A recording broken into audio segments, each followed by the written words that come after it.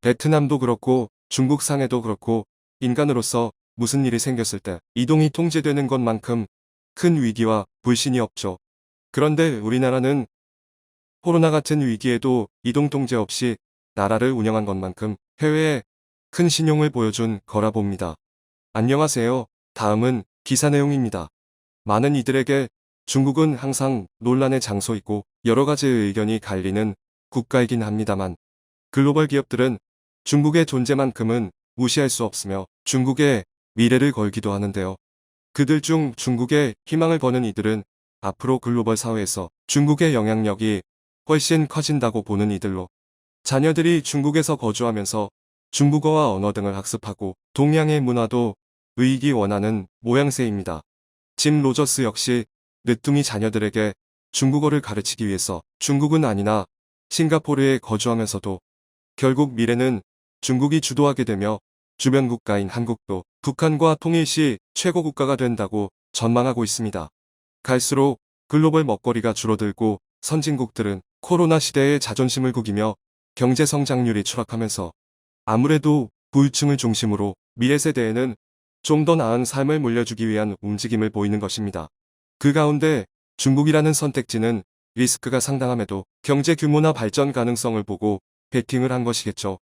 또한 중국을 탐탁지 않게 생각하더라도 글로벌 다국적 기업의 임원이나 많은 이들은 중국을 향할 수밖에 없습니다. 세계의 공장에 자신의 회사의 지사를 비롯해 생산 기반이 중국에 있기 때문에 어쩔 수 없이 중국에도 가는 것입니다. 그러다 보니 중국의 국제학교는 상당히 발달했으며 아시아의 국제학교 중심이 되고 있었으며 중국은 뜻하지 않게 전 세계 인재들이 모여들면서 앞으로 더욱 발전하게 된다는 전망도 나왔습니다. 미국의 경우에는 인구 구조가 한국에 비해서 매우 튼튼하고 계속 늘어나는 양상인데 이런 아이주된 이유는 미국뿐 아니라 외부에서 많은 인재들의 유입이 일어나 인구 선순환 구조를 형성했기 때문입니다. 단순히 난민이나 불법 체류 등의 인구 증가가 아니라 해외의 우수 인재의 유입이 엄청나 미국의 지속 발전 가능성을 높이며 그 나라를 더욱 부강하게 하는데 중국도 규모의 경제를 가져가다 보니 비슷한 일이 생기는 것입니다. 그만큼 각종 세계의 부유층들과 중국 관련 직종의 자녀들이 많이 모이게 되는 곳이 중국이라는 것이죠. 그런데 이렇게 아시아의 가능성이 가장 큰 중국 대도시들에서 그 중심이 옮겨진다는 말이 나온다는데요. 이것이 단순한 이야기가 아닌 것은 아시아의 허브 역할이 변화될 수 있다는 의견도 나왔다는 것입니다. 특히 가장 많이 언급되는 국가 중 하나는 다름 아닌 한국인데 최근 이런 일이 여러 분야에서 일어나고 있는데 현재 지금까지 중국에 몰려온 국제인재들이 왜 중국 아닌 한국 등의 국가를 급격하게 선택하는지 그 배경이 궁금한데요. 또한 결정적으로 최근 공개된 지도를 보면서 미국에서는 탄식하며 한국을 지명한 이유가 있었다고 말합니다. 실제 미 최고의 기업들도 물론이고 국제기구까지 줄줄이 서울을 선택하며 중국을 놀라게 했다는데요. 미국과 영국 등 각종 기관과 매체 등의 반응과 중국 상황, 한국 등이 언급되는 배경을 살펴보겠습니다. 우선 가장 먼저 거론되는 이유로 최근 수년간 중국에서 분위기가 매우 심상치만은 점이 거론되고 있습니다. 중국의 시진핑 국가주석의 장기화 집권이 강화되면서 유례 없는 장면들이 연출되고 있는 모습인데요. 특히 현재 중국에 지금까지 많은 기업을 보내고 인재를 파견했던 미국과 서방연합의 움직임이 심상치 않습니다. 미중 무역전쟁까지는 트럼프 대통령과 시진핑 주석의 탑다운 다툼으로 지부에 그렇게까지 심각하게는 안 봤지만 바이든 정부 이후 중국은 미국을 본격 적대화했으며 러시아 전쟁으로 유럽과 갈라지는 모양새입니다. 그러더니 결정적으로 이번 중국의 오미크론 코로나 통제로 인해 서방에서 폭발해버린 모습이 나왔습니다. 지금까지 소식은 상하이에서 중국인들이 봉쇄되고 시민들이 폭동을 일으켰다는 이야기들이었습니다. 그런데 결국 중국이 이런 식으로 가다가 미국 최대의 업체인 애플, 중국 폭스콘 공장 2군데를 폐쇄했는데요. 미국의 핵심 기업의 폭스콘은 매년 생산량을 타이트하게 가져가며 반드시 출하량을 맞춰야 하는 기업입니다만 중국의 제로 코로나 정책에 의해서 지금까지 폐쇄루프 방식으로 공장 내에서 숙식을 하는 등의 조치를 취했지만 오미크론의 전염력은 폐쇄루프를 하더라도 퍼지기 때문에 속수무책으로 감염자가 속출하고 있는 것입니다. 현재 중국의 코로나 사망자는 50명이 넘는 등 최대치이며 확진자도 계속 증가 추세에 있는 국면입니다. 또한 중국의 해상 사진을 보면 컨테이너 선들이 제대로 물건을 못 내리고 상하이 주변에서 수백 대가 배회하는데, 이는 중국의 코로나 정책으로 인해서 전혀 물류가 진행이 안 되며 세계적인 물류정체 현상이 등장한 것입니다. 이러다 보니 지난 18일 주중 영국, 미국, 독일, 유럽연합 EU 상공회의소는 왕원타오 중국 상무부 장관 회의에서 중국의 방역 정책에 대한 우려를 전달했으며, 이런 식의 방역으로는 한계가 있음을 분명히 제기했습니다. 서방에서도 중국 상하이가 가장 중심이 되는 금융과 무역의 허브이기 때문에 이곳에 투자를 했는데, 이렇게 중국이 끝을 알 수 없는 봉쇄를 해가면서 극심한 손해를 보는 상황이 지속된 것에 불만인 것입니다.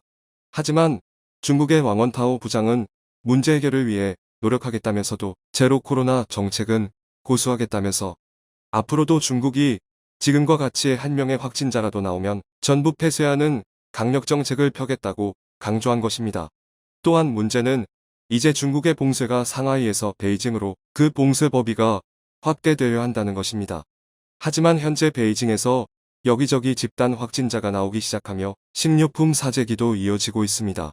상하이처럼 봉쇄되면 음식을 구할 수 없다는 소문에 마트나 식료품점 등에 사람이 급격히 몰린 것입니다. 그런데 이런 상황이 이어지면서 영국 상공회의소는 최근 색다른 보고서를 내면서 중국을 놀라게 했는데요.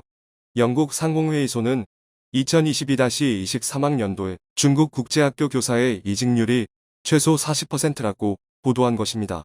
중국에는 국제학교의 필요성이 높은 만큼 이에 따라 다국적 교사가 상당히 많이 근무하고 있으며, 특히 소득 수준과 주거 환경이 뛰어난 상하이에 집중 배치가 되어 있었는데 이들이 중국을 떠난다는 것입니다.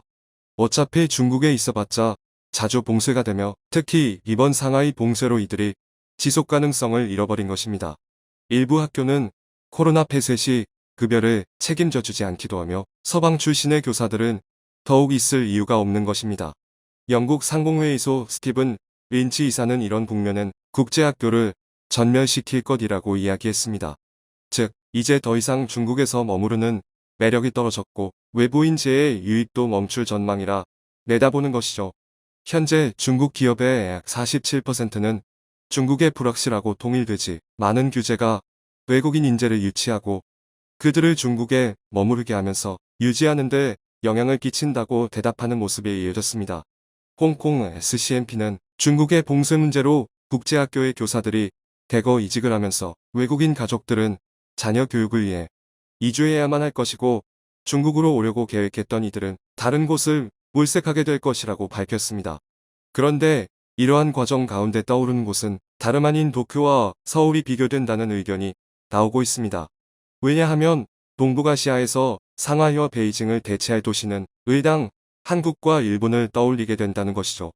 그런데 여기서 한 가지 일본이 경악할 만한 일들이 다시 한번 주목받는 상황이 등장하고 있는데요.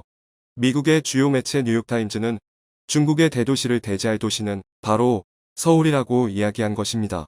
그들은 지금까지 아시아의 허브는 도쿄로 여겨져 왔는데 이제 그 중심은 명백하게 서울이라고 지적했습니다.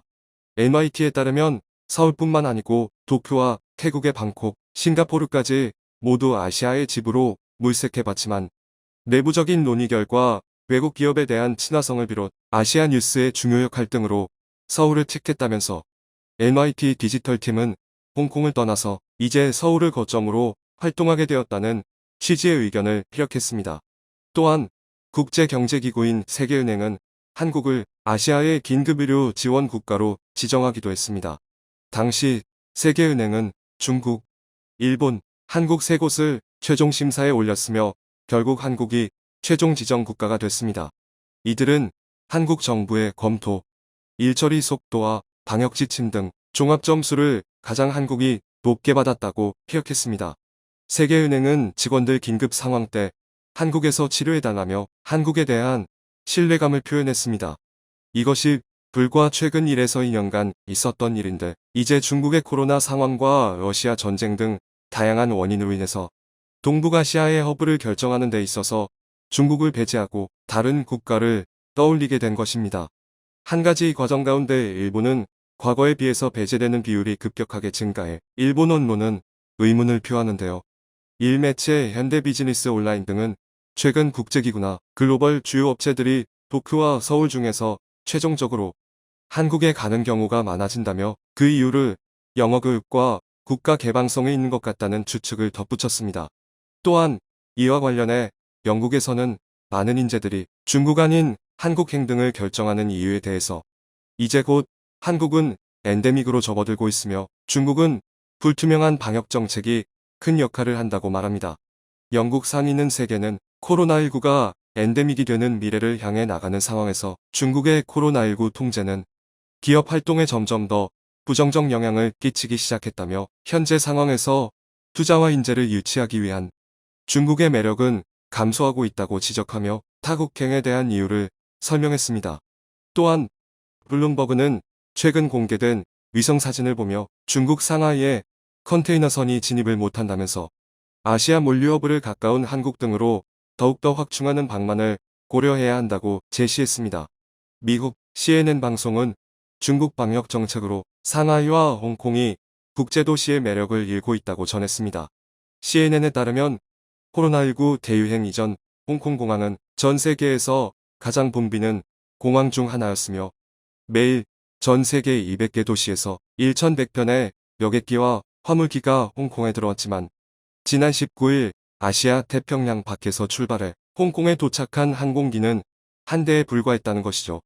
반면 대조적으로 한국은 항공 슬롯을 늘려가고 있고 이제 대대적인 오픈을 시작할 준비로 분주합니다. 한국은 실제 최근 미국, 매체 등에서 밤거리 등을 조명하며 엔데믹에 대한 기대감을 갖게 했습니다. 미국의 감염 전문가 간디 교수는 한국은 당장 엔데믹은 아니지만 할 수 있는 것은 다 해낸 유일한 국가라면서 한국인들은 그저 환기만 잘 시키고 마스크만 쓴다면 일상회복이 가능해졌다고 엔데믹이라 표현했습니다. 반면 중국에서 제로 코로나를 고집하고 느닷없는 봉쇄와 시민들의 자유를 억압하려 들고 있어서 결국에는 입주하는 기업들과 관련된 가족들도 모두 중국에 거주하기 꺼릴 수밖에 없다는 의견이 나오며 동북아시아에서 가장 오픈되어 있고 교육하기 적합한 한국이 선택지가 될 수 있다는 의견이 나온 것입니다. 중국 내 유럽연합 이후 상공회의소 웨르그부트케 소장은 코로나 1901후 중국 거주 유럽인이 절반으로 줄었다며 이번 학기가 끝나는 여름에는 또 다른 대규모의 이탈이 예상된다고 전망했습니다. 다양한 서방 매체는 서울과 싱가폴 등이 급부상하는 아시아의 대표 도시들이 되고 있다고 지적하면서 이들 도시들은 동시에 엔데믹으로 접어들었고 영어 교육과 개방성, 투명성을 갖춘 도시들이라고 언급했습니다. 청중의 일부 의견. 국가 여권처럼 부동산도 상호의 원칙으로 해야 합니다. 한국 사람은 공산권 부동산을 못 사는데 중국은 한국, 캐나다, 호주의 집값을 올리고 있죠. 외국인에게 편리를 제공하는 것도 중요하지만 내국인이 불편하지 않도록 하는 균형 잡힌 정책이 중요합니다. 왜냐면 외국인에만 치중하면 금방 뉴욕같이 되는 건 순식간이죠. 그럼 외국인 인재도 떠나고 서울은 다시 복구가 안 됩니다.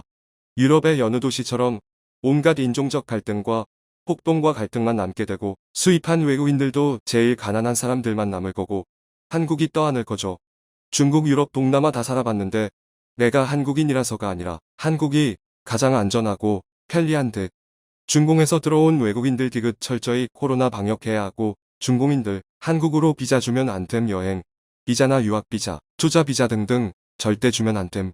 이런데도 중국의 목숨 거는 일부 사업체들은 정신 차려라, 다른 곳으로 사업을 돌려라, 인구 많다고 사업하려다 언제든지 뒤통수 맞고 후회하지 마라.